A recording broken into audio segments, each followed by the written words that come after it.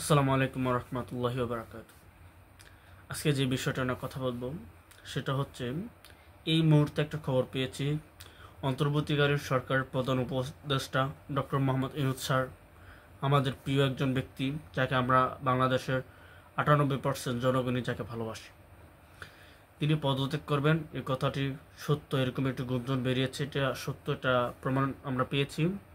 এখন আমার প্রশ্ন, কেন তিনি পদত্যাগ করবেন? বাংলাদেশের ইতিহাসে তার মতো কোনো ব্যক্তি এত পরিমাণে জনগণের সমর্থন পায়নি। তারপরে কেন? কারণটা হচ্ছে, হাসিনা সরকার পতনের পর, কোনো অভ্যুত্থানের পর অন্তর্বর্তী সরকার আসছে, এবং এই সরকার থাকাকালীন সময় বিদেশি যে আগ্রাসন, যেটা আমরা জানি, এবং বিদেশি আধিপত্য, সেটা কোনোভাবেই চলছে না বাংলাদেশে। বিদেশি আধিপত্য চলছে না, এবং যেই আধিপত্যের কারণে এই দেশ থেকে লক্ষ লক্ষ টাকা বিদেশে চলে যেত, সেই টাকাটা যাচ্ছে না, বিলিয়ন বিলিয়ন ডলার যাচ্ছে না। এখন ওই বিদেশি রাষ্ট্রগুলো চাচ্ছে না ডক্টর মোহাম্মদ ইউনূস বাংলাদেশের ক্ষমতায় থাকুক, তাই তারা বিভিন্নভাবে বাংলাদেশের রাজনৈতিক দলগুলোকে নির্বাচনের জন্য উস্কে দিচ্ছে।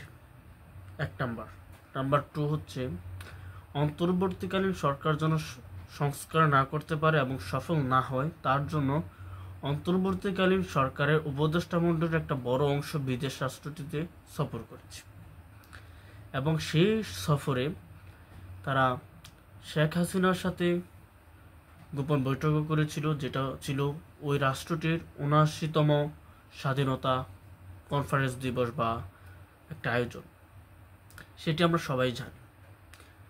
এখন ডক্টর ইউনূস যেন পদত্যাগ করে, তার জন্য সর্বমহল থেকে একটা গোপনে চাপ চলছে তাকে পদত্যাগ করানোর জন্য।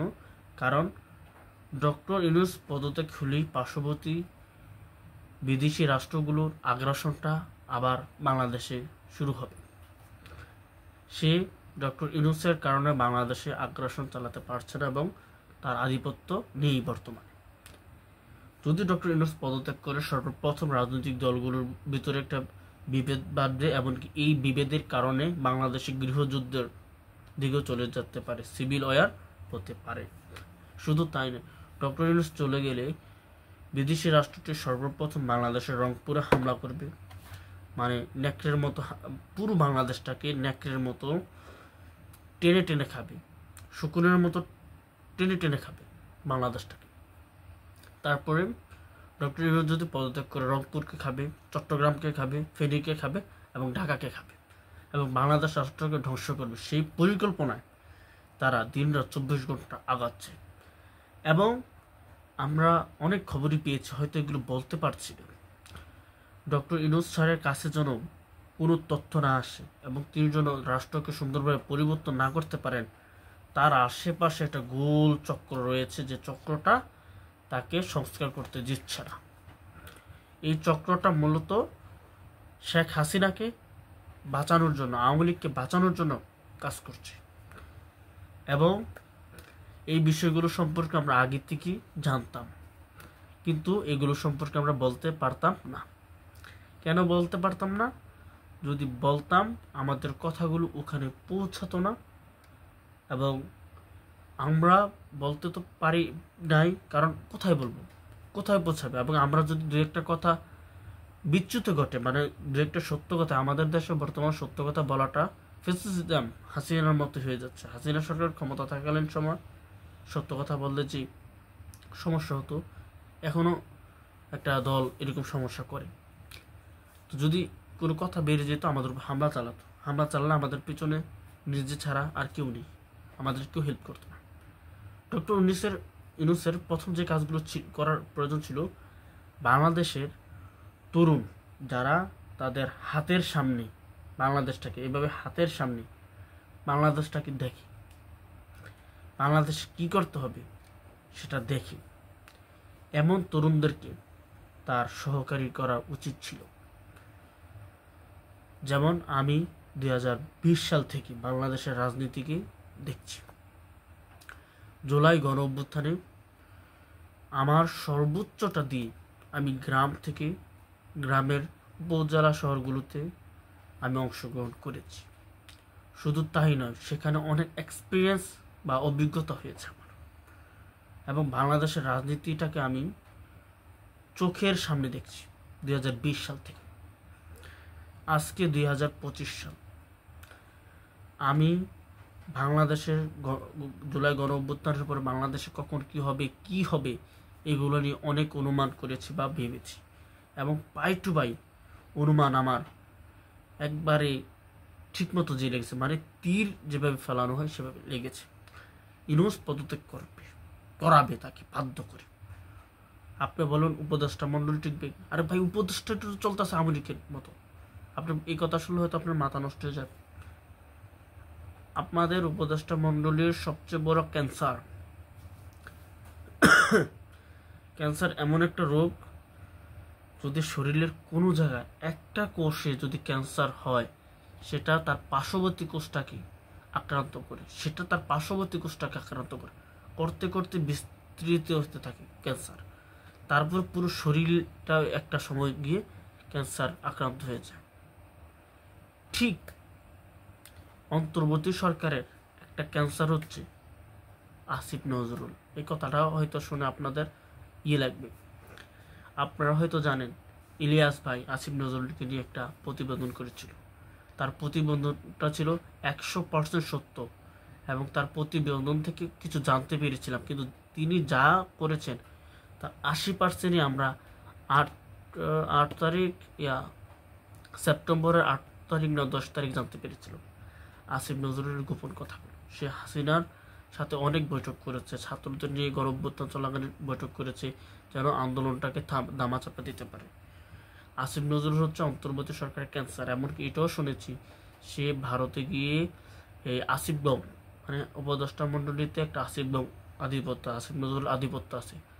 যেমন বাণিজ্য উপদেষ্টা, পররাষ্ট্র উপদেষ্টা, তারপর একটা মহিলা উপদেষ্টা, তারপরে মাহফুজ আলম, তারপরে আসিফ নজরুল নিজ, এই 4-5 জন উপদেষ্টা আমি যতটুকু শুনেছি, বা আরও বেশি হতে পারে।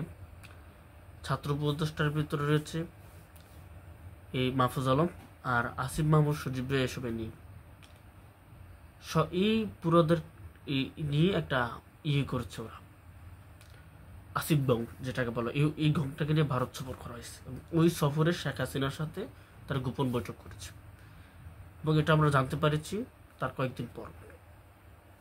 তারপরে এই আসিফ নজরুল আওয়ামী লীগকে পুনর্বাসন করার জন্য সবচেয়ে বেশি কাজ করতেছে, এবং আর কয়েকজন কাজ করতে, এগুলো নাম আমরা নিতে পারছি না নিরাপত্তার জন্য নাম নিতে পারছি না। তো আসিফ নজরুল করছে, সাথে আরও কয়েকজন আছে যারা আওয়ামী লীগকে টিকিয়ে রাখতে চায়। তো আসিফ নজরুল সর্বপ্রথম কী করলো, আওয়ামী লীগের যত লোক আছে যারা সরকারি চাকরি করে তাদের থেকে হিউজ পরিমাণ টাকা খেলো, প্রচুর পরিমাণে ঘুষ খেয়ে তাদেরকে এই সরকারিভাবে ট্রান্সফার করলো, মানে তাদেরকে এক জায়গা থেকে আরেক স্থানে পরিবর্তন করলো, যেটাকে আমরা বলি বদলি করলো। ঢাকার পুলিশদেরকে কুমিল্লায় বদলি করলো, কুমিল্লার পুলিশদেরকে চট্টগ্রাম বদলি করলো, চট্টগ্রামের পুলিশদেরকে বরিশালে বদলি করলো, বরিশালেদেরকে খুলনায় করলো, খুলনাদেরকে রাজশাহীদেরকে রংপুর তাদেরকে পাবনা তাদেরকে সিলেটের তাদেরকে ঢাকা। এরকমভাবে আসিফ নজরুল এই পুলিশের ভিতরে একটা ট্রান্সফার করে, বদলি করে, তারপরে সরকারি কর্মকর্তাদের ভিতরে এরকম একটা বদলি করে প্রত্যেকটা গভর্নমেন্ট সাইট যেখানে আওয়ামী লীগ সরাসরিভাবে জড়িত, এই সাইটগুলোতে সে কাজ করে।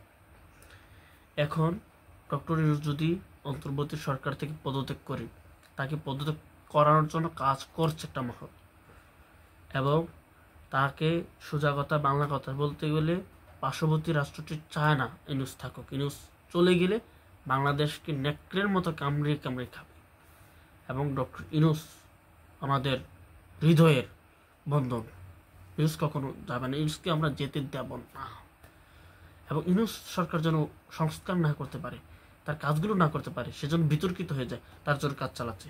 এবং ওই পার্শ্ববর্তী রাষ্ট্রটা চায় বাংলাদেশ বিভিন্ন রাজনৈতিক দল দিয়ে ঢাকা শহরে একটা অরাজকতা সৃষ্টি করে রাখতে, 1 নাম্বার। 2 নাম্বার, বাংলাদেশের জনগণের ভিতরে একটা অরাজকতা সৃষ্টি করে রাখতে। ইউনূস সরকার যেন ঠিকমতো কোনো কাজ না করতে পারে সেই ক্ষেত্রে করার ক্ষেত্রে কাজ করতেছে এরা।